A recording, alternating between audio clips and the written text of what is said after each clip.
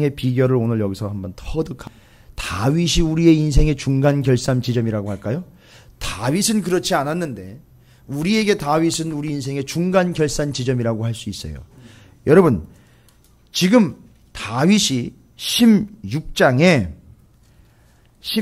언약궤를 받아들이면서 우리가 이미 다 살펴봤지요. 그 언약궤가 들어올 때에 다윗이 어떠한 모양이었고 어떤 모습이었고, 그렇죠?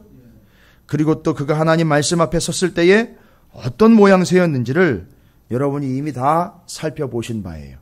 자, 이제 다윗에게는 하나님의 언약궤가 들어오고 난 다음에 일대 전환기가 생기기 시작을 합니다.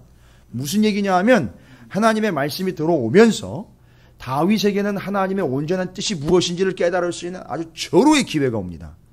자기는 단순히 하나님을 예배하는 걸로 끝나면 될 줄 알았는데 그게 아니었더라는 거예요. 단순히 하나님을 예배하는 걸로 끝나려면 정말 언약궤하고 성전만 지으면 되는데, 여러분 지난 시간에 우리가 나눈 거잖아요. 수요일 날 오해하며 사는 건 정말 쉽다고 그랬어요. 그죠? 오해하는 건 정말 쉬워요. 근데 이해하는 게 상당히 어렵습니다. 왜냐하면 시간을 들여야 되고 마음을 들여야 되고 또 뜻을 다해야 되는 것이 이해해야 되는 거기 때문에 좀 쉽지 않은데, 자 보시면 다윗, 그가 하나님의 성전을 짓기를 원했는데 하나님이 그에게는 정말 오해할 만한 이야기, 서운할 만한 이야기를 했죠. 너 성전 짓지 마라. 아니 대놓고 그렇게 얘기를 했어요. 자, 요 이야기만 들으면, 성전 짓지 말아라 요 이야기만 들으면 어떻게 되죠? 정말 오해, 그 오해의 오해를 거듭할 수 있는 얘기예요. 그러면 만약에 오해조로 하나님에게 답을 한다면은요, 오해를 잔뜩 가지고 있는 상태로 하나님에게 그 이야기를 듣고 우리의 입장에서 이야기를 한다면요, 물론 다윗은 오해하지 않았습니다. 제대로 이해를 했어요. 그 얘기를 듣고 자기가 해야 하는 일은 성전을 짓는 것이 아니라, 그렇죠, 잘 기억하시고 계시는군요. 감사합니다. 만약에 이걸 오해한 채로 하나님 앞에 대든다면요, 질문을 한다면요, 뭐라고 물어보실까요? 예? 오해를 가진 채로 그 하나님이 너 성전 짓지 마라고 이야기할 때 하나님이요, 야 너 성전 안 지으면 안 되겠니? 이렇게 얘기를 하신 게 아니에요. 짓지 마. 얼마나 단호합니까? 그 상당히 마음에 스크래치 가는 얘기 아닙니까? 그죠? 마음에 기스나는 얘기예요. 죄송합니다. 이 기스라는 말이 일본 말이죠. 죄송합니다. 여러분 야마돌게 해서. 자.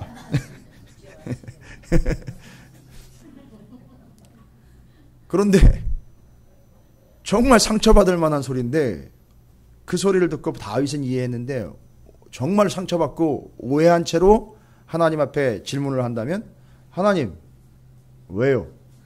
아니 왜 내가요? 자격이 안 되는 겁니까? 왜 잘 나가다가 하나님 자꾸 엉뚱한 데로 빠지시는 겁니까? 왜 제가 싫으세요? 제가 잘했잖아요. 저도 한다고 했는데 왜 이러십니까 하나님? 도대체 이건 무슨 뜻입니까? 뭐 이렇게 오해의 쪼로 이야기할 수 있잖아요. 근데 다윗은 이해를 했잖아요. 지금 언약궤 하나 들여놓을 성전 하나 짓는 게 문제가 아니라는 거예요. 성전이 자리 잡을 수 있는 그 나라, 언약궤가 자리 잡을 수 있는 성전, 그 성전이 자리 잡을 수 있는 그 나라, 먼저는 예루살렘을 정한 거죠. 여기서 벌써 하나님의 뜻이 있던 거예요. 예루살렘을, 하나님의 이름을 두려고 택한 예루살렘을 정한 것이 단순히 성전을 지으려고 했던 개념이 아니라 예루살렘이 센터가 돼가지고 거기에 성전, 그 센터의 지성소, 잘 보세요. 중심. 이 예루살렘이 중심이 된다면 예루살렘이 뭐가 되는 거죠? 수도가 되는 거예요. 그럼 수도라는 거는 뭘 전제로 하는 겁니까? 나라를 전제하는 거예요. 행정구역상의 나라가 아니라 성전이 놓여지게 될 예루살렘, 거기가 바로 수도. 그러면 이 나라는 대한민국이나 영국이나 미국 이런 행정구역상의 나라가 아니라 의미상의 나라예요. 그죠? 아주 구체적이고 의미상의 목적상의 나라예요. 성전이 자리 잡을 예루살렘이 수도가 되는 나라. 그건 어떤 거예요? 제사장 나라라는 거예요. 왜요? 성전에서는 뭐 하는 거니까요? 제사하는 거니까. 그러니까 예루살렘은 다른 거 없어요. 예루살렘은 제사하는 곳이에요. 그렇죠? 바로 이겁니다. 그래서 예수님이 십자가에 달리시기 위하여 들어가실 때 예루살렘을 보고 어떻게 하셨어요? 우셨어요. 하나님이 암탉이 그 새끼를 그 가슴에 날개 아래 깃 아래에 품으려고 했던 것, 그것처럼 너희들에게 선지자를 몇이나 보냈고 너희들에게 얼마나 많은 가르침을 줬느냐, 얼마나 많은 예언자들을 보내 이것을 이야기했고 내가 알려주려고 했는데 너희가 그것을 거부했다는 거죠. 그거 보시면서 우셨어요. 이게 예루살렘이에요. 단순한 행정구역상의 수도가 아니라 제사장 나라의 센터가 되는 거예요. 그러니까 다윗은 이거죠. 너는 언약궤 하나 들여놓으려고 성전이라는 건물에 집착하지 말고 뭐에 집착하라? 뭘 의식해라? 그 예루살렘이 센터가 될 제사장 나라를 넌 만들어라. 오, 여러분 이럴 때는 와우 하는 거예요. 예, 이건 대단한 겁니다. 언약궤 성전이 덜 중요하다는 얘기가 아니에요. 이 언약궤와 성전을 완전히 포괄하고 품고 앞으로 1000년 동안을 가게 될 나라. 비교해 볼까요? 이 나라는 1000년을 갔어요. 그리고 하나님의 나라가 누구에 의해서 왔습니까? 예수 그리스도에 의해서 하나님의 나라가 왔어요. 오셔가지고 얘기했잖아요. 세례 요한도 선포했고 예수님도 선포하셨어요. 뭐예요? 회개하라. 천국이 가까웠다. 이 천국이요, 죽어서 가는 곳 천국이 아니에요. 헬라어로는 바실레이야. 하나님의 나라라고 그래요. 그게 왔다는 거예요. 그러면 그 나라는 언제부터 준비된 거예요?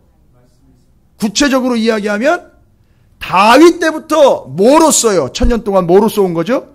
제사장 나라로 쭉 오다가 예수님이 하나님의 어린 양으로 오면 그럼 제사장 나라는요 뭘로 시작된 거예요? 하나님의 나라는 하나님의 어린 양으로 시작됩니다. 그런데 이 제사장 나라는요 쭉 뒤로 올라가 보면 그렇죠, 유월절 어린 양으로 시작된 나라예요. 그게 완성이 돼가지고 하나님 나라로 쏙 담겨버린 겁니다. 그 예수님이 오시면서 하나님의 나라가 시작이 된 거예요. 그리고 그 안에는 뭐가 담겨버렸죠? 제사장 나라가 쏙 담겨버린 거예요. 없어진 게 아니에요. 완성이 된 거예요. 근데 예수는 누구예요? 보니까 예수는 다윗과의 관계로 보면 다윗의 후손이란 말이에요. 하나님 분명히 얘기했죠. 내 후손으로 내 뜻을 이루겠다 얘기했죠. 언약궤는 누가 이뤘어요? 언약궤는요, 성전은 누가 이뤘죠? 솔로몬이 이루었죠. 그리고 그 제사장 나라가 하나님 나라로 완성되는 건 누가 이뤘습니까? 예수께서 이루었죠. 다 누구의 후손입니까? 육신으로 보면 다윗의 후손이. 그래서 다윗이 대단한 사람인 거예요.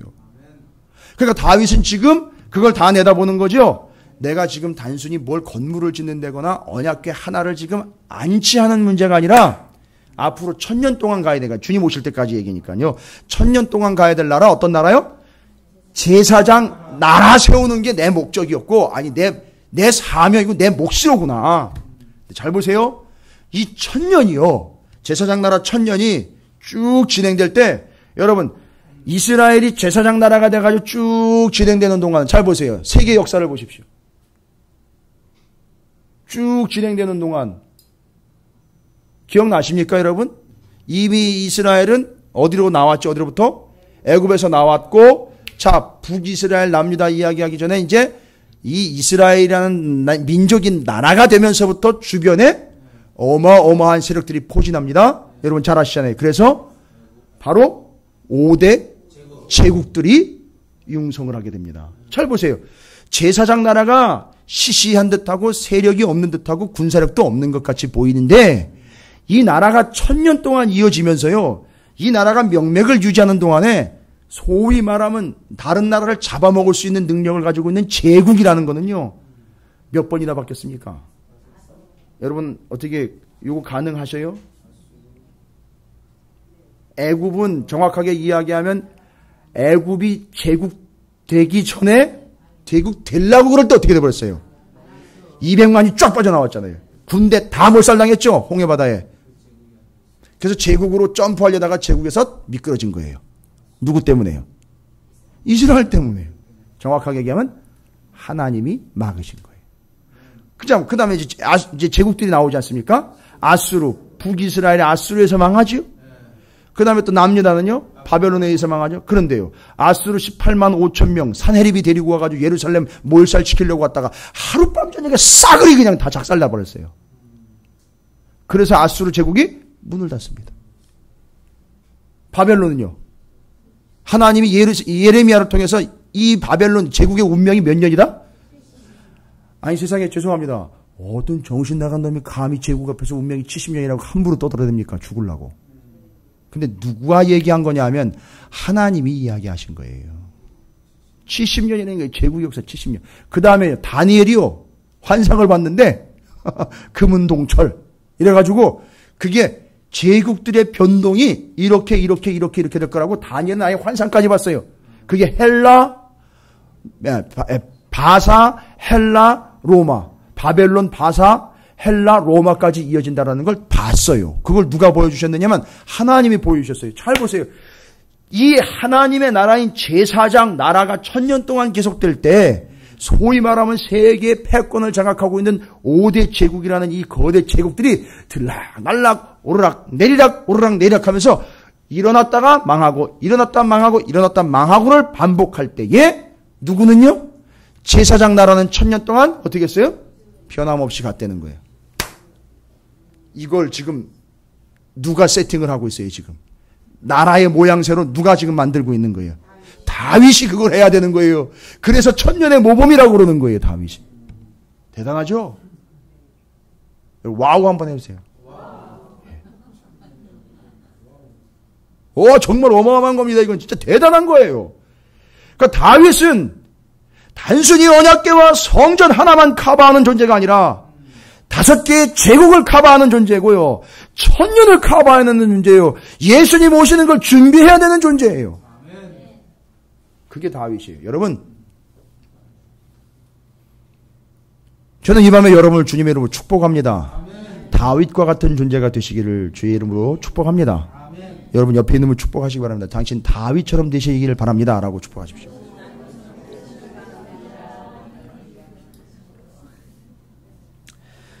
여러분이 다윗 하면 그냥 훌륭한 왕 이 정도로 해가지고 본보기 내지는 뭐 본받아야 될 사람 이 정도로만 지금 대충 좀 그 인물론에 집착해가지고 끝나버렸는데 여러분 그렇게 볼 사람이 아니에요. 이 사람은 그렇게 보는 순간 쭉 미끄러집니다. 솔로몬 또 하면 뭐 지혜 또 그래가지고 그 지혜에 있는 자가 되기 위하여 또 그 지혜에 솔로몬에게 주셨던 지혜를 제게도 주십시오. 그냥 그놈의 지혜만 가지고 솔로몬을 또 잔뜩 울거먹고 끝나버리는데, 야, 이거 좀 너무 아쉬운 거죠. 정말 안타까운 겁니다.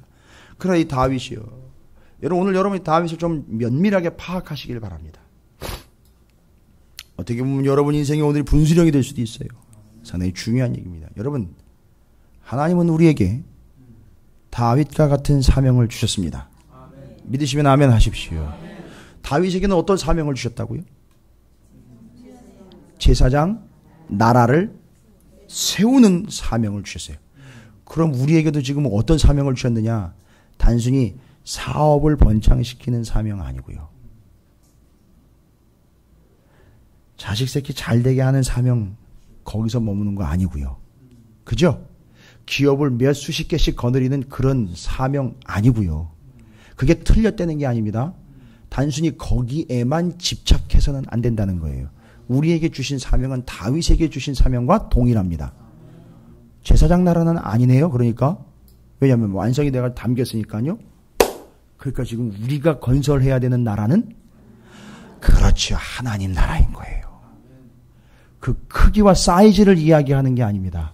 제가 오늘 밤에 그 하나님의 나라의 의미에 대해서 말씀드릴게요. 자, 여러분 다윗이 제사장 나라를 건설하는 자가 되었을 때 어떤 일이 생겼는지 보십시오. 하나님이 제사장 나라를 세우라고 했어요. 그걸 이해를 했어요. 아, 내가 지금 언약궤와 성전에 그 단순한 개념에 지금 머물러 있을 상황이 아니로구나. 그 언약궤와 성전을 센터에다 놓고 예루살렘이 센터가 돼야 될 제사장 나라를 내가 건설해야 되니까 우리 가족, 우리 왕조, 우리 후손들을 통해서 이 하나님의 제사장 나라를 내가 건설을 해야 되는 거구나. 이걸 내다보고 지금 널리 먼 안목으로 지금 준비하고 대비하고 있는 모습이 오늘 말씀에 소개가 되고 있어요. 잘 보십시오. 오늘 말씀에 보면 이 제사장 나라의 사명을 얻게 된, 제사장 나라를 세팅을 하고 제사장 나라를 건설하는 사명을 얻은 다윗이 하나님과의 관계에서 지금 무슨 일이 벌어졌는지 이걸 이해하고 이걸 깨닫고 이게 정리가 되고 난 다음에 벌어진 일이에요.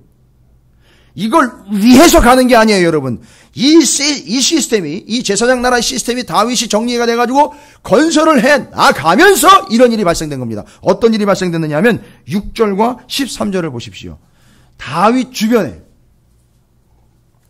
예루살렘 이스라엘 주변에 수많은 적들이 포진되어 있었는데, 자 보십시오. 하나님이 어떻게 하셨는지 보십시오. 6절과 13절 동일하게 아주 똑같은 말로 토시 하나 틀리지 않고 정확하게 2번 언급합니다. 그러니까 2번만 그렇게 됐다가 아니라 계속 그렇게 됐다는 거예요. 자 보시면 6절에 다윗이 다메섹 아람의 수비대를 두매 아람 사람이 다윗의 종이 되어 조공을 바치니라. 다윗이 어디로 가든지 여호와께서 이기게 하시니라. 다윗은 뭐를 알았느냐 하면 첫 번째 뭘 알았을까요? 이길 때마다 하나님이 여기 나와 있잖아요. 기록된 바대로 하셔요. 그렇죠. 하나님이 이기게 하셨다는 거예요. 요걸 놓치는 순간, 여기서 삐끗하는 순간 21장에 인구조사로 들어가는 거예요. 이해가 되십니까? 여기서 삐끗하는 순간 인구조사로 들어가는 거예요. 아, 이게 아쉬워요. 이게 소위 말하면 그 한 수 차이예요. 13절 또 볼까요? 그 외에 다른 족속들 또 쳐들어와도 또 쳐들어가도 죄다 이깁니다. 13절 함께 있습니다. 시작. 다윗이 에돔의 수비대를 두매 에돔 사람이 다 다윗의 종이 되니라. 다윗이 어디로 가든지 여호와께서 이기게 하셨더라. 보십시오. 어디로 가든지 다 이겼더라 라고 하지 않아요. 아주 정확하게 표현합니다. 오해하지 말라는 거예요.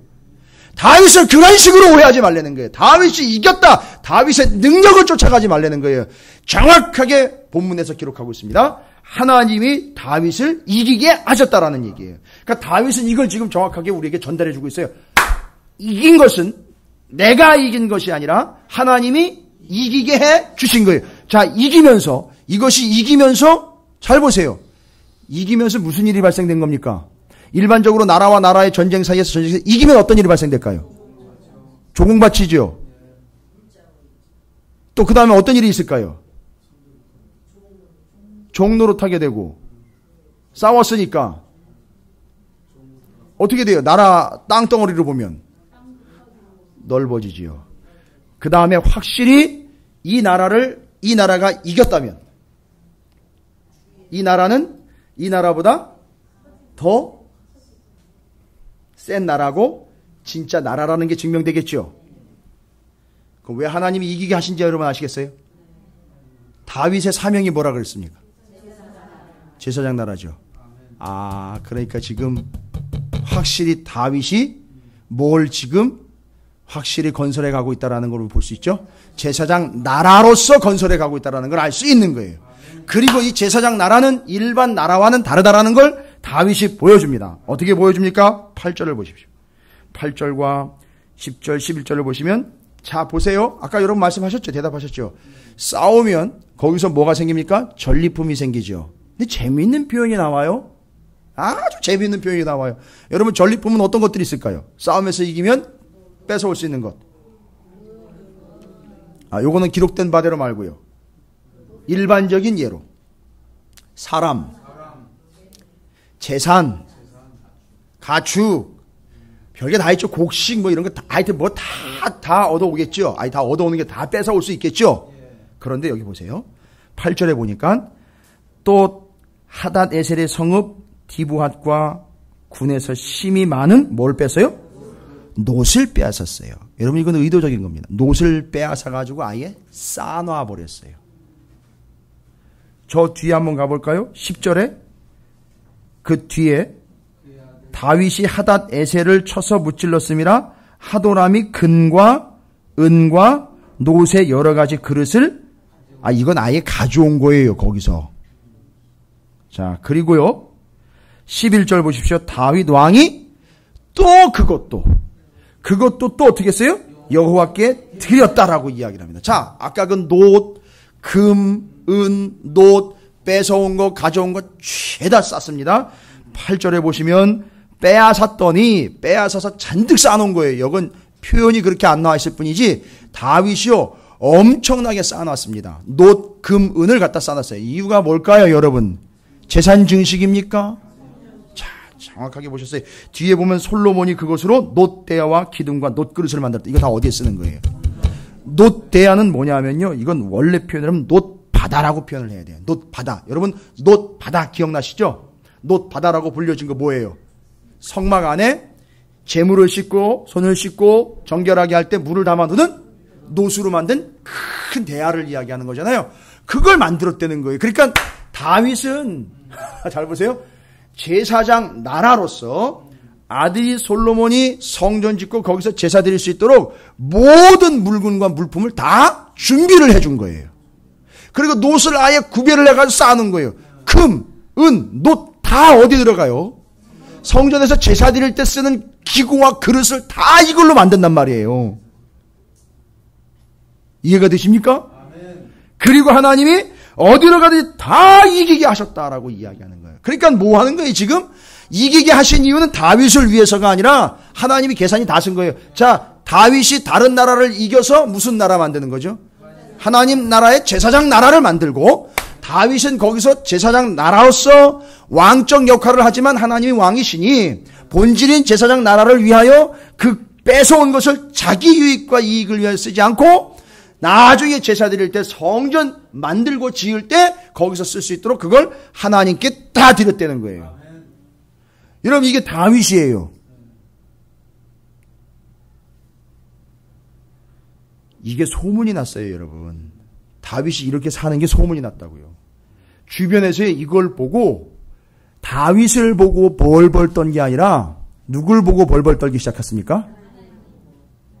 그러니까 지금 여기는 6절과 13절은 기록된 바대로 지금 우리에게 기록으로 알려주는 바지만 요걸 이방에 이스라엘이 아닌 다른 이방 족속들과 다른 나라들이 요 톤으로 고백을 해요.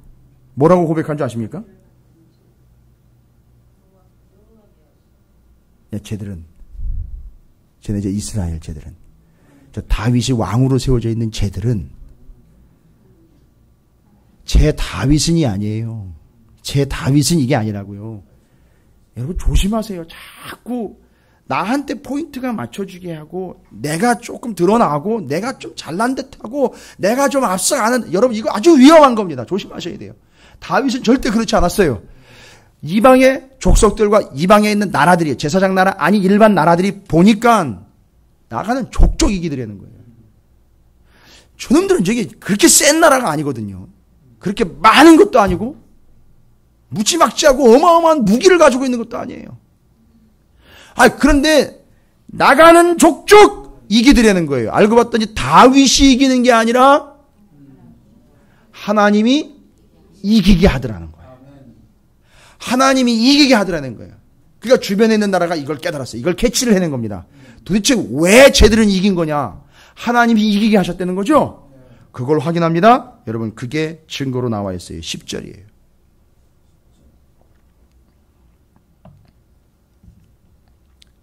주변에 있는 나라들이 고백하죠. 뭐라고 얘기합니까? 하맛 왕 도우가 그의 아들을 보냅니다. 하도람을 보내요. 하맛 왕. 이 왕이네. 그러니까 이 왕국이네요, 여기가. 그죠? 왕이 세워졌으니까. 그런데 제사장 나라랑 본격적으로 붙기도 전에 하맛 왕이 먼저 꼬리를 내리고 들어옵니다. 분위기 이해하시죠? 그러면서 뭐라고 얘기하느냐 하면, 하맛 왕 9절에 하맛 왕 도우가 다윗이 소바왕 하달 에셀의 온 군대를 쳐서 무찔렀다 함을 듣고, 그의 아들 하도람을 보내서 다윗 왕에게 문난하고 뭐해요? 축복해요. 요거 봐라. 여러분, 축복하는 거는 여러분 일반적으로 우리가 생각하면 뭔가 좀 위에 있거나 더 나은 사람이, 좀 여유 있는 사람이 이렇게 해주는 거 아니에요? 이거 상당히 건방지네요. 예? 이거 어떻게 여러분 받아들이십니까? 아니 지들이 뭔데 문안하는 건 이해가 돼요. 문안하러 오는 건 이해가 되는데 아니 축복을 해주러 온다네. 지금 지네가 축복을 받아야 되는 존재인데 오히려. 그러고 보니까 이스라엘을 축복하는 게 자기들이 그렇지요. 복 받는 거라는 걸 아는 거예요. 이거 기록된 바대로 가자고요. 이거 뭘 깨달은 겁니까? 제사장 나라의 원칙이잖아요. 제사장 나라의 원리 원칙이잖아요.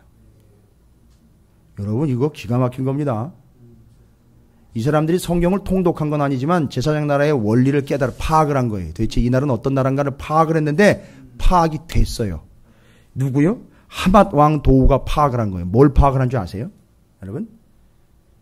창세기 12장 3절을 파악을 한 거예요. 창세기 12장 3절에 제사장 나라의 원리와 원칙이었죠. 아브라함에게 이야기한 거죠. 뭐라고 얘기했다고요? 너를 축복하는 자에게 내가 복을 내리고 너를 저주하는 자에게는 내가 저주하니 땅의 모든 족속이 너로 말미암아 복을 얻을 것이라 하신지라. 이걸 깨달은 거예요. 여러분 하맛 왕 도우를 너무 얕잡아 보지 마십시오. 이걸 승승장구하고 있는 제사장 나라 다윗의 왕국을 보고 하맛 왕 도우가 깨달은 거예요. 그러니까 건방지게 내가 축복해 줄게요 라고 쫓아온 게 아니라 나를 복 주십시오 라고 쫓아온 거예요. 그러니까 나를 복 주십시오. 나도 복 받아야 되겠습니다 하면서 와가지고 하는 일이 뭐예요? 오히려 이스라엘을 그들이 축복을 하는 거예요. 하나님 이들을 더 복 주시기를 원합니다 라고 축복을 한 거예요. 근데 그게 뭐가 돼버린 거죠? 오히려 자기들이 복 받는 길이 자기들이 사는 길이었단 말이죠.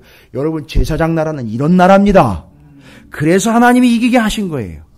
하나님이 이기게 하신 것이고 그 이기게 하신 이유가 바로 제사장 나라인 거예요. 자, 잘 보십시오. 다윗은 뭘 깨달았다고요? 두 가지를 깨달았습니다. 이건 누가 이기게 하는 거냐 깨달았죠. 왜 이기게 하신 거냐 깨달았어요. 제사장 나라 건설을 위하여. 여러분 이거 이렇게 깨닫는 거 쉽지 않습니다. 그래서 잘 보세요. 그래서 그걸 깨닫고 지금 뭐가 제대로 잘 세팅이 됩니까? 아주 뭐가 잘 세워지고 있죠? 제사장 성전은 아직 아니에요. 성전은 솔로몬이 지으니까 아직 솔로몬의 지은 그 성전은 얘기하지 마시고 그건 아들이니까 다윗이 지금 철저하게 세우고 있잖아요. 주변 나라들이 오히려 왕이 있는 나라들이 무릎을 꿇고 들어오고 그 주변에 왕이 있는 나라들을 점령을 해가면서 뭐를 건설하고 있는 거죠? 제사장 나라를 건설하는 거예요. 그러니까 제국 건설, 왕국 건설이 아니라 제사장 나라를 건설하고 있는 거예요. 그러다 보니까 제사장 나라를 건설하니까 여호와께서 이기게 하시는 거예요. 그냥 일반 왕국을 건설한다거나 일반 제국을 건설한다면 하나님이 이기게 하실 리가 없어요. 이걸 깨닫는 거예요. 여러분 이건 주변에 있는 하맛 왕도 알아요. 이 도라는 이자도 압니다. 하맛 왕이라고 하는 그 왕이면은요, 여러분 그냥 왕이 되는 게 아니에요. 왕은 식견과 안목이 있는 거예요. 그 나라를 나라로서 볼 수 있는데 저놈의 나라는 이상하다는 거예요. 일반 나라와는 다르다는 거예요. 왕이 하나가 더 있다는 거죠. 아주 철저한 왕이 있는데 그 다윗이 그 왕에게 아주 꼼짝을 못 하더라는 거예요. 알고 봤더니 그 다윗 위에 있는 그 왕이 이 모든 싸움을 다 이기게 하더라는 거예요. 추적 해보니까 이게 제사장 나라라는 거죠. 그걸 그의 조상에게 하나님이 약속해 주셨다는 거죠. 그리고 그를 축복하는 자들을 내가 복주고 그를 저주하는 자를 내가 저주하겠다라고 약속했다는 거예요. 이야, 큰일 났다. 이거 잘못 건드렸다가는 우리도 작살나겠구나. 사는 방법은 그들을 오히려 축복해 주는 거다. 끝난 거예요. 이걸 깨달은 겁니다, 여러분. 도우가요. 참 이름도 시자의 도우같이 쫙 깔아주고 다윗이 그냥 다 알아서 처리하고 있지 않습니까? 알아서 깔아주는 존재예요, 지금. 도우. 그 이름처럼.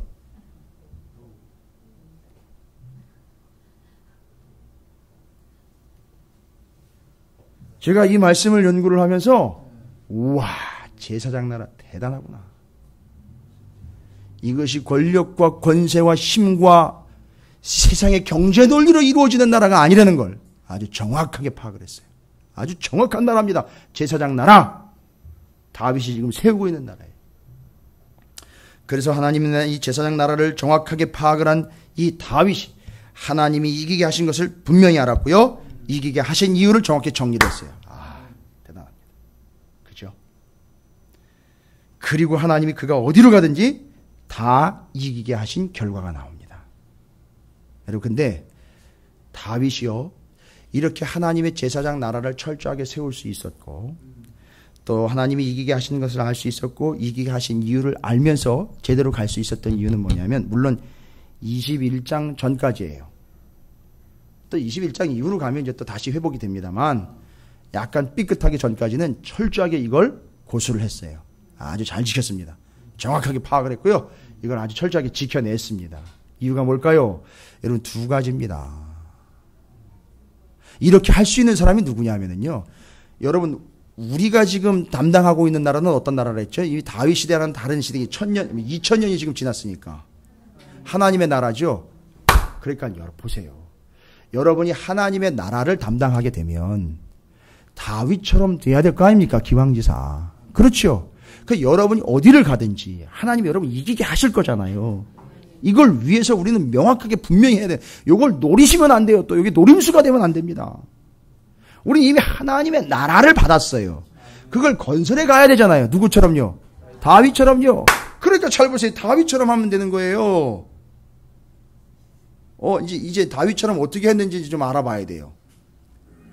다윗은 결론이 다 나와가지고 모습이 딱 세팅이 됐는데, 그럼 다윗의 어떤 면이 또 우리에게 와야 우리가 하나님 나라로서 우리가 어딜 가든지 하나님이 이기게 하시는 것과 하나님의 나라가 완성되게 할 것인지를 우리는 두 가지 측면으로 이제 다윗의 모습을 통해서 확인을 해야 됩니다. 아주 두 가지예요. 정확하게 두 가지입니다. 뭐 복잡하지 않습니다. 이 두 가지만 오늘 정확하게 여러분 파악하시면 여러분 인생이 그냥 확 뚫리게 돼 있어요. 그냥 정리가 딱 끝나버립니다. 그러면 축복성애 같아요. 뭐 말씀이다 축복이죠. 네, 저는 여러분에게 복 주려고 말씀드리는 게 아니에요. 여러분 인생을 변화시키고 바꿔놓기 위한 겁니다. 여러분이 바뀌다 변화되다라는 뜻이 헬라어로 알라소라는 단어가 있어요. 알라소. 근데 그 단어가 뜻이 뭐냐면 교체하다, 교환하다라는 뜻이 돼요. 바뀌다 이런 뜻이 있어요. 변화하다라는 거. 뭔 얘기입니까? 변화된 사람이에요. 예수님 안에서 변화된 사람이에요. 교체를 하여 바꿉니다. 뭐요? 옛날에 가치 있던 것을 이제는 하나님의 가치로 바꿔버린단 말이에요. 이해가 되죠? 이게 변화된 사람들 특징이란 말이에요. 여러분 이제 이 저녁 시간에 밖에 나가가지고 막 놀 수 있잖아요. 이 불금 아닙니까? 불금. 요즘 물론 메르스 때문에 좀 골치 좀 아프지만 이 좋은 시간 밖에 나가 놀 수 있잖아요. 이걸 교체를 합니다. 교환을 해요. 하나님께 예배하는 시간으로 교환을 해버려요. 마치 뭐 하듯이요? 나라와 나라가 다르면 우리가 뭐 해야 돼요? 여행 갈 때. 예? 돈을 바꿔야 되잖아요. 뭐 한다 그래요? 환전하듯이 우리는 지금 이 땅을 살고 있지만 우리는 장차 어디를 가야 되기 때문에 하나님 나라 가야 되기 때문에 이 땅의 것을 가지고 하나님의 나라 것으로 환전을 한단 말이에요. 이게 변화된 사람들의 특징이란 말이에요. 그러니까 이 시간을 그렇게 바꾸신 거예요. 여러분이 교체한 거란 말이에요. 유혹이 올 때 죄의 유혹이 아닌 예수의 영광을 위해 바꾸는 거예요. 자리를 바꾸고 가치를 바꾸는 거예요. 실제로 그런 역사가 나타납니다. 이게 변화된 자의 특징이야. 라쏘라는 단어인데 그걸 보면 알 수 있는 거예요. 변화됐는지 안 됐는지. 근데 여전히 옛날의 가치를 가지고 나 이거 여전히 못 놔 하고 있으면 여전히 변화가 안 된 거예요. 그건 뭐 정확한 겁니다. 그러나 옛날에 가치 있던 것을 이제는 하나님을 위하여 가치 없는 것으로 여겨서 가치 있는 것을 위하여 이것을 다 팔아서 이걸 사는 거예요. 이게 천국 비유 나오잖아요. 진주 비유. 어부들에게는 그물 비유. 가정에 있는 부인들에게는 누룩 비유.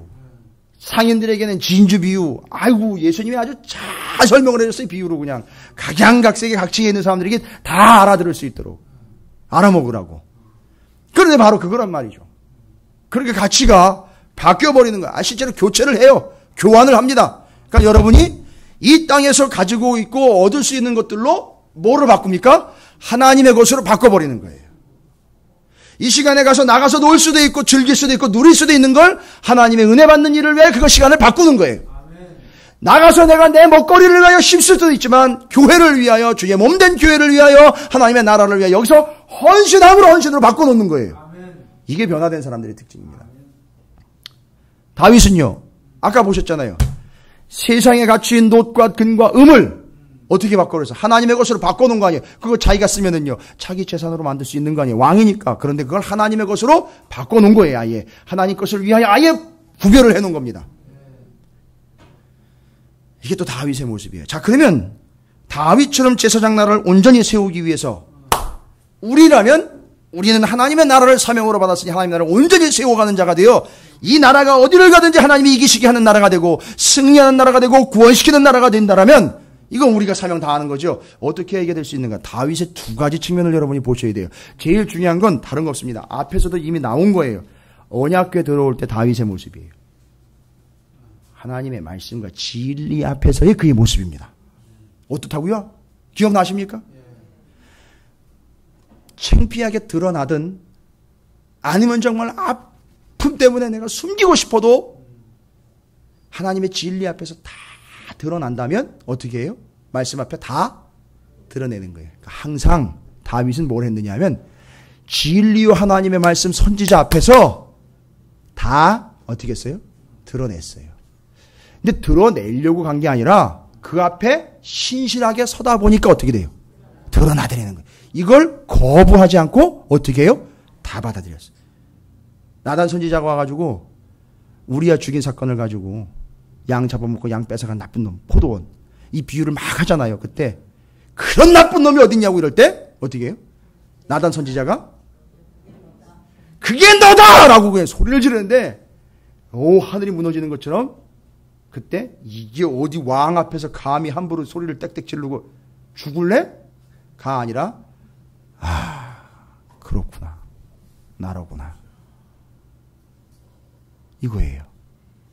자기가 그 앞에 드러나는 걸 두려워하지 않고 피해가지 않고 그 앞에 서는 거예요. 진리 앞에, 말씀 앞에, 십자가 앞에, 예수 앞에 서는 거예요. 설 때 그가 어떤 존재가 되는지 아십니까? 성경에 보면 신약으로 보면 의로운 자가 된다고 그랬어요. 첫 번째예요. 여러분, 세상의 세력과 그 높은 권세와 부귀 영화 앞에 여러분이 서시면 안 돼요. 진리, 언약궤 앞에 섰던 다윗처럼 여러분이 하나님의 말씀의 진리 앞에 여러분이 쓰셔야 돼요. 어디 엉뚱한 데 가서 서 계시면 안 돼요. 진리 앞에 쓰시란 말이에요. 말씀 앞에, 복음 앞에, 십자가 앞에 쓰시란 말이에요. 그러면 진실로 여러분이 쓰면 거기서 뭐가 드러난다는 거죠? 내 존재의 실체가 드러납니다. 그때 피하지 마시란 말이에요. 그때 드러내면 나오시는 거예요. 그리고 인정하십니다. 그게 여러분 뭔지 아세요? 숨지 않고 드러내 나타내 나오는 거. 이게 진리라는 거예요. 이게 헬라어로 알레세이아라고 그러는데 진리라고 그래요. 알레세이아. 특징이 뭔지 아세요? 알레세이아 진리의 특징은요. 숨기지 않고 숨지 않고 드러난다는 거예요. 그러니까 진리가 제대로 된 진리라면 내 속에 있는 걸 다 드러내 보이게 돼 있어요. 하나님 앞에요. 사람들 앞에 말고요. 그래서 사람들 앞에 자기를 드러내는 것 그거 하지 말고 하나님 앞에서 다윗처럼 드러내는 것 그게 중요한 거예요. 그래서 이제 일부 선교단체에서 사람들 앞에서 자기를 드러내는 이 행위들은 재고를 해야 됩니다. 반드시 재고를 해야 돼요. 하나님 앞에서 다윗처럼 그 실체 앞에 온전히 드러날 때 자기를 다 드러내는 거예요. 요게 진리예요. 그래서 그 상태가 진리 안에서 뭐가 된 거예요? 진리가 그를 자유케 하는 거예요. 그러니까 벗겨져도 창피하지 않은 거예요. 누가 뭐라고 손가락질을 해도 구애받지 않는 겁니다. 이게 자유를 얻은 거예요. 왜요? 진리 앞에 섰기 때문에. 자, 그렇게 드러나는 게 그게 창피한 게 아니고 그렇게 드러나는 거 그 한 세트예요. 진리 앞에 자기가 드러나는 거 그 사실 자체가 진리라는 거란 말이에요.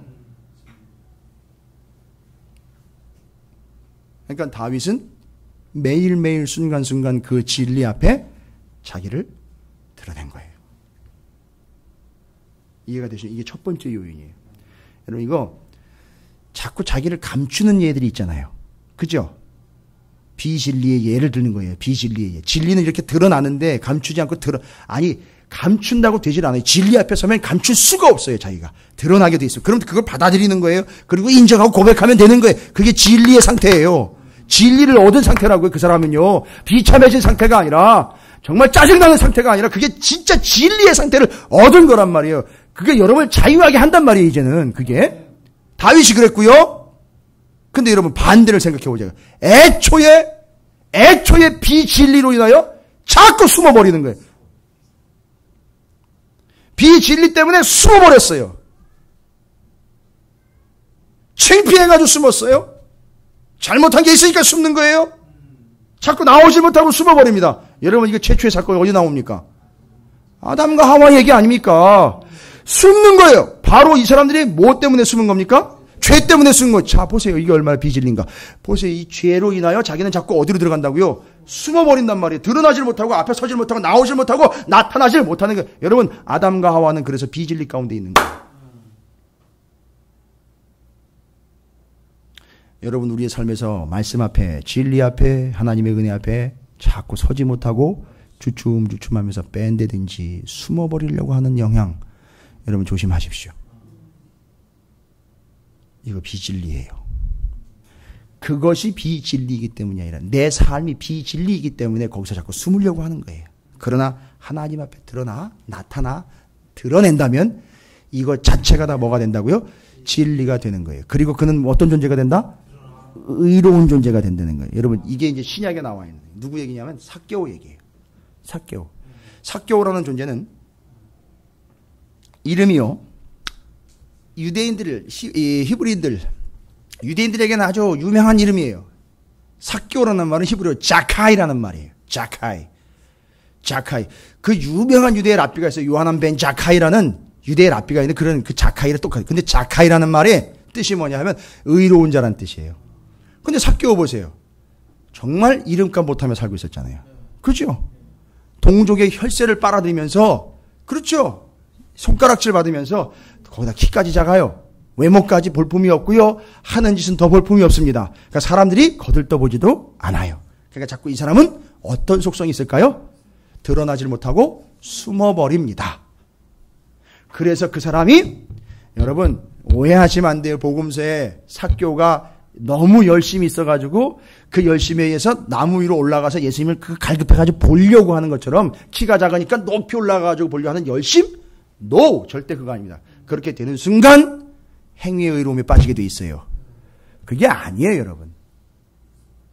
무슨 얘기냐 하면 뽕나무가 아니라 요즘에 새로 나왔어요. 잘 번역이 됐습니다. 돌무화과 나무입니다. 돌무화과 나무예요. 아, 여러분 처음 들으시나요? 이 성경에 나와 있어. 돌무화과 나무라고 나와요. 이렇게 바뀌었어요. 개역 개정에. 돌무화과 나무예요. 원래는. 그런데 예수님이 삭개오를 만나러 여리고성에 들어오던 때는 여리고성을 지나서 이제 예루살렘으로 들어가셔서 십자가를 지러 들어가시는 바로 그 전 이야기예요. 그러니까 마지막 예수님 사역의 마지막 공생의 마지막 부분입니다. 그런데 여리고에서 삭개오를 만납니다. 만났는데 삭개오가 예수님을 보고 싶어가지고 그 열심으로 높이 올라가가지고 보려고 한 게 아니라 숨은 거예요, 여러분. 그 돌무화과 나무 잎이 잘 가려주거든요. 그 들어가면 부스럭부스럭 되면서 그 안에 사람이 있는지 아닌지도 몰라요. 더군다나 이제 뭐가 이스라엘의 풍속을 여러분이 이해를 하셔야 되는데 여러분 아모스 선지자 아시죠? 아모스 선지자 아모스 7장 14절에 보면 나는 선지자가 아니며 선지자의 아들도 아니라 나는 목자여 뽕나무를 재배하는 자로서 여기 뽕나무가 바로 그 돌무화과 나무를 얘기하는 건데 아모스 또 오해를 합니다. 야 아모스는 양도 치고 뽕나무 그러니까 돌무화과 나무 과수원도 가지고 있으니까 야 이 아모스는 부자인가 보다. 여러분 양은 절대 주인이 안 쳐요. 아십니까? 선한 양떼 주인 이러지 않고 선한 목자라고 이야기하는 건 주인과 목자가 따로 있어요. 그러니까 이 목자는 누가 하느냐 하면 고용된 사람이나 종들이 하게 돼 있어요. 근데 이 아모스는 부자이게 아니라 고용된 노동자예요. 양을 치는 노동자고 자기는 또 뭘 한대요? 뽕나무를 재배한대. 그러니까 뽕나무 과수원을 가지고 있는 게 아니라 돌무화과 나무 과수원을 가지고 있는 게 아니라 시간 나면 알바를 하는 거예요. 근데 이게 유대인들의 풍속이에요. 뭔 얘기냐면 무화과 나무에 이제 무화과 열매가 열리잖아요. 이렇게 달려서 열매가 자연적으로 여러분 무화과 나무 보셨습니까? 이렇게 벌어지죠. 왜? 그럴 때까지 기다렸다가 따는 게 아니라 그 목동들 가운데 목동들로 고용된 사람들 가운데 삶이 어려우니까 아르바이트를 고용을 해요. 알바생으로 고용을 해가지고 뭐를 하느냐 하면 그 무화과 나무에 올라가가지고 무화과 나무에 상처를 내요. 여러분 상처를 내면 기다렸다가 벌어져야 되잖아요. 근데 상처를 내니까 어떻게 돼요? 미리 벌어지죠. 미리 익어요. 그러면 어떻게 될까요? 빨리 딸 수 있죠. 빨리 따면 어떻게 돼요? 생각해보세요. 요즘에 수박이 요즘에 나오는데 수박이 한 2달 전에 나왔어요. 어떤 차이가 있을까요? 좋은 값, 비싼 값에 팔 수 있죠. 이걸 목자들이 아르바이트로 요일을 해요. 뽕나무에 올라가서. 그러니까 지금 삭개오가 뽕나무에 돌무화과 나무에 올라가도 거기 안에서 부스럭부스럭 돼도 아무도 관심 없어요. 아, 그 누가 알바하고 있는 모양이다. 뭐 이런 거죠. 더군다나 이제 삭개오는 키가 작으니까 거기 들어가면 안 보입니다. 그런데 문제는 뭐냐 하면 이렇게 안 보이고 창피해가지고 여러 사람들 앞에 나올 수 없는 삭개오가 그 속에 들어가가지고 누구의 관심도 받지 않을 때 예수님이 찾아갑니다. 그리고 예수님이 뭐라고 얘기합니까? 삭개오야 내려와라. 어떻게 알고 이름까지 불러가면서 내려오라는 얘기는 뭐예요? 숨어있지 말고 나와라. 진리로 나와라. 삭개오가 나온 건 바로 진리, 예수 그리스도 앞에 드러난 거예요. 그래가지고 이제 그는 진리 안에서 자유한 삶을 삽니다. 뭐라고 얘기를 해요? 그가 내가 혹시라도 부당하게 얻은 것이 있으면 아주 맺고부를 갖다 갚아주겠습니다. 뭐 이렇게까지 얘기를 한단 말이에요. 이게 이제 자유를 얻은 자의 삶이에요. 이게 진리라는 겁니다, 여러분. 이게 드러나는 자의 삶이에요.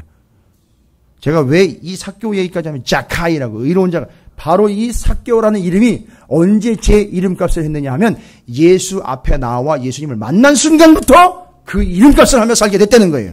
다윗의 이름값을 하며 살게 됐던 이유는 뭐냐? 하나님이 그를 제사장 나라의 통로로 사용하신다라는 뜻을 알고 제사장 나라를 세워가면서부터 이 가치는 지금 드러나기 시작한 거예요. 그가 바로 왜 이런 일이 가능했느냐 하면 다윗은 늘 누구 앞에요? 하나님 앞에 언약궤 앞에 섰던 그의 모습을 떠올리십시오.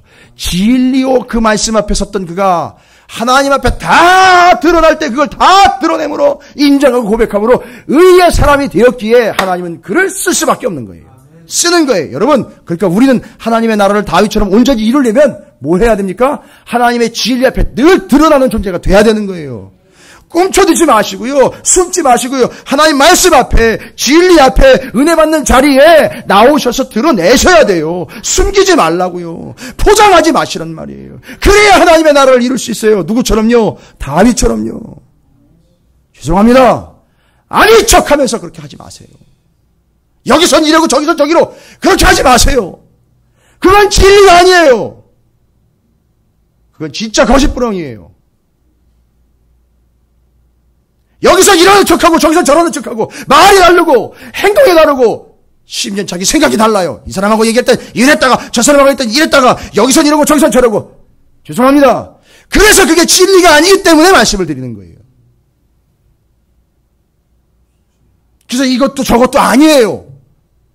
진리를 선택을 하셔야 돼요. 그리고 여러분이 거기 서야 됩니다. 이것저것이 다 좋은 게 아닙니다, 여러분.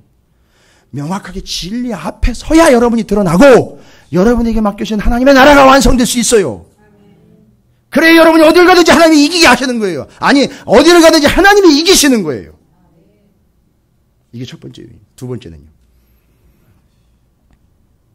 아까 그 놋, 금, 은 다 어떻게 따르죠? 하나님을 위하여 다 드렸다 그랬어요. 그러니까 이거 사람들이 알아요. 이기고 나면 다윗이 이기고 나면 어떻게 해요? 모든 영광을 하나님께 돌리고. 그러니까 주변에 있는 그 바로 도우왕 있잖아요. 그죠? 그가 어떻게 했어요? 아는 거잖아요. 저가 이기고 나면 꼭 누구한테 영광을 돌리더라? 하나님한테 영광. 저건 누가 이기게 한 거라 그러니까 하나님이 이기게 한 거다. 이 전쟁은 누구에게 속한 거다? 하나님께 속한 거다.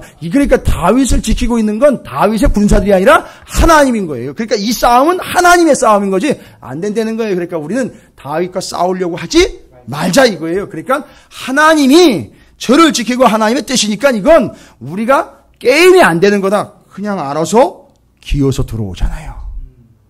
다윗은 어떤 삶을 살았다고요? 하나님의 진리 앞에 자기를 드러내는 삶일 뿐만 아니라 하나님의 이름을 어떻게 해요? 드러내는 삶을 샀다는 얘기예요. 여러분 이 두 가지가 그 요인이에요. 이기고 나면 꼭 이름을 새겨요. 이기고 나면 꼭 이름을 새깁니다. 누구의 이름을 새깁니까?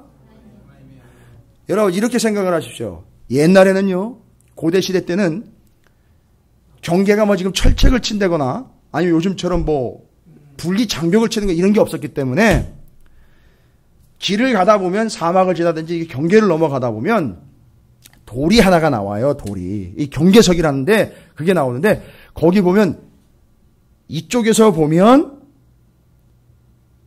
분명히 우리나라의 황제와 왕의 이름은 저게 아닌데 다른 이름이 거기 적혀 있어요. 그래서 이제 그걸 뭘 얘기하냐면 여기까지가 우리나라 황제의 영역이라는 거예요. 그걸 넘어가면 다른 나라의 영역이라는 걸 표시를 해놓은 거예요. 그러니까 우리 왕의 이름이 적힌 데까지만 그 나라 땅인 거예요. 그리고 그걸 넘어가면 남의 나라인 거예요. 남의 나라 왕이 다스리고 있는 지역인 거예요. 여러분 이게 뭘 얘기하냐면 그 돌에다가 그 왕의 이름을 새긴 거는 다윗이 이기고 난 다음에 그거 한 거예요. 하나님의 이름을 새긴 거예요. 그래서 이게 하나님의 나라, 하나님의 영토, 하나님의 뜻, 하나님이 왕이시다라고 이야기한 거예요. 여러분 이게 뭔지 아십니까? 이게 바실레이아라는 천국, 하나님의 나라라는 얘기예요. 그러니까 그 이야기를 하는 겁니다. 하나님의 나라는 바로 하나님의 통치권이 머무는 곳, 하나님의 통치권이 미치는 곳, 거기까지가 하나님 나라인 거예요. 그러니까 다윗은 지금 모든 전쟁과 싸움과 모든 경계에다 하나님의 이름을 새겨놨다는 거예요. 싸우고 난 다음에 어떤 상황이든 하나님의 이름을 다 새겨놓은 거예요. 그러니까 하나님께 영광을 돌리며 하나님의 이름을 늘어낸 거죠. 그게 거기까지 되는 거죠. 자, 바로 하나님의 나라 바실레이아 천국은 뭡니까? 다른 게 아니에요. 좋은 것, 어떤 상태, 어떤 컨디션이 아니라 하나님의 나라는 좀 전에 제가 예를 드렸죠. 정확하게 하나님의 나라는 어떤 나라예요? 그냥 무조건 좋은 나라 아니에요. 하나님이 뭐 하시는 나라요?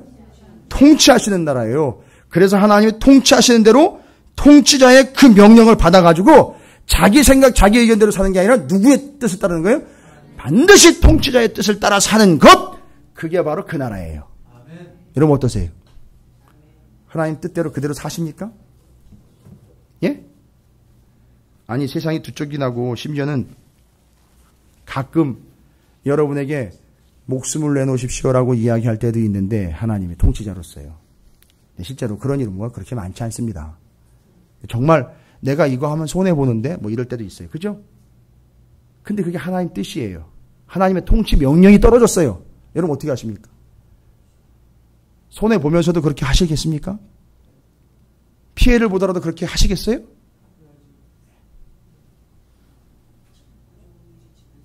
어느 나라 어디까지라는 거는 이 개념상으로는 알고 있어요. 근데 이미 그 나라를 벗어나 있는 사람들이 있다는 얘기예요.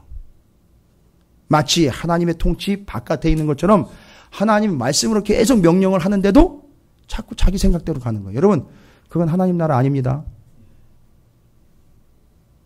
모르겠습니다. 진리 앞에 계속 세워지는지는 모르겠지만 하나님의 명령과 통치가 떨어졌는데도 자꾸 자기 주장과 자기 생각과 자기 의견을 계속 가지고 하나님 앞에 나와서 기도는 한다고 하는데 하나님 내 뜻은 이건데 어떻게 좀 안 되겠습니까? 그거 하나님 나라 아니에요. 정확히 이해하십시오. 그거 하나님 나라 아닙니다. 여러분 착각하지 마세요. 그건 하나님 나라 아닙니다. 하나님이 통치하고 계시는 게 아니에요. 내가 여전히 통치하고 있는 거지. 그러면 그는 다윗처럼 될 수 없어요. 하나님 나라 완성 못 됩니다. 안 돼요. 그러나 대신 하나님의 나라는요, 아무리 누추하고 아무리 전셋집이랄도 비가 오면 비가 새는 집일지라도 거기 하나님의 명령이 먹힌다면은요, 하나님의 통치가 거기서 이루어지고 있다면은요, 거기는 하나님 나라예요. 이게 다윗이 취했던 자세입니다. 그러니까 그 제사장 나라가 하나님이 어디를 가든지 이기게 하셨다. 그거는 그를 이기게 하신 게 아니라 하나님이 이겨서 제사장 나라를 세웠다는 거예요. 따라서 여러분이 그 하나님 나라를 제대로 다윗처럼 이해한다면 말씀과 진리 앞에 여러분이 진리로 드러나는 삶을 살고 하나님의 통치를 진정으로 받아들여 하나님의 명령이라면 예, 아멘 하고 실제로 순종하고 따라간다면 거기가 하나님 나라, 하나님의 통치, 하나님의 왕국이 되는 거예요. 다윗처럼 되는 방법은 이 두 가지를 기억하시면 돼요. 다윗은 제사장 나라를 맡았지만 우리는 하나님의 나라를 맡았습니다. 여러분이 그 나라를 다윗처럼 건강하고 온전하게 세워가는 하나님의 백성들이 되시기를, 그 통로가 되시기를 주님의 이름으로 축원을 드립니다. 아멘. 자, 옆에 놓고 축복합니다. 당신의 나라는 하나님의 나라입니다 라고 축복하시기 바랍니다.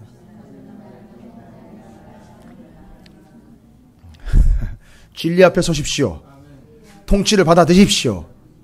이 두 가지 잊지 마시기 바라겠습니다. 여러분에게 이것이 하나님의 나라의 큰 뜻이며 하나님의 계획과 하나님의 말씀입니다. 여러분, 오늘 이 말씀 앞에 여러분이 서셨어요. 반응은 여러분이 알아서 하십시오. 여호수아가 그 얘기했죠. 나와 내 집은 오직 여호와 하나님만 섬기겠다.